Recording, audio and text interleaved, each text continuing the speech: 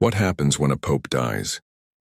Inside the sacred rituals of the Vatican, the death of a pope doesn't just mark the end of a spiritual era. It sets into motion one of the most sacred and mysterious processes in the world. The Vatican, steeped in centuries of tradition, follows a time-honored sequence of events that feels like something out of a hidden chapter of history. The first to be notified is the Camerlengo, the Chamberlain of the Holy Roman Church.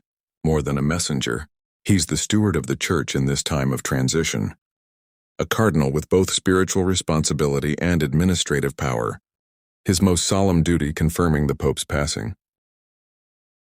Standing beside the Pope's body, he gently calls the pontiff's baptismal name 3 times. Once twice, a third time silence answers him, and that silence marks the moment the Pope is declared deceased.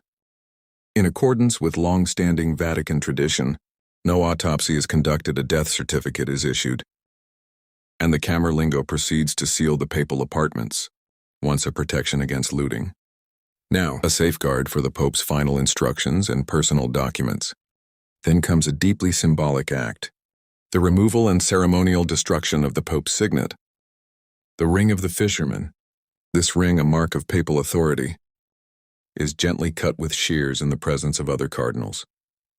The gesture signifies the end of the Pope's earthly mission and prevents any misuse of his seal. Now the world must be informed there's a clear order.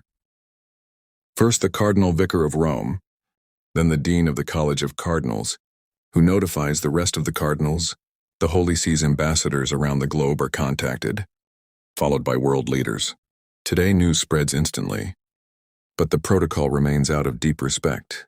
The Pope's funeral must take place between the 4th and 6th day. After his death, however, the mourning and commemoration last for 9 days. A tradition known as Novem Diales, filled with prayers, masses, and remembrance.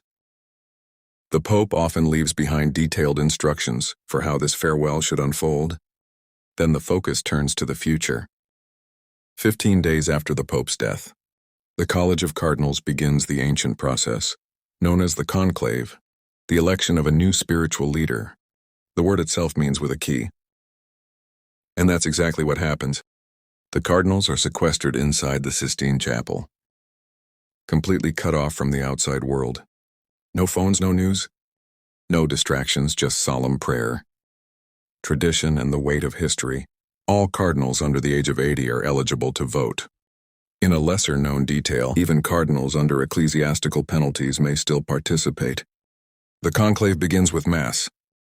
Then the cardinals take an oath to follow the sacred rules. And the voting begins to be elected Pope. A cardinal must receive at least 2/3 of the vote.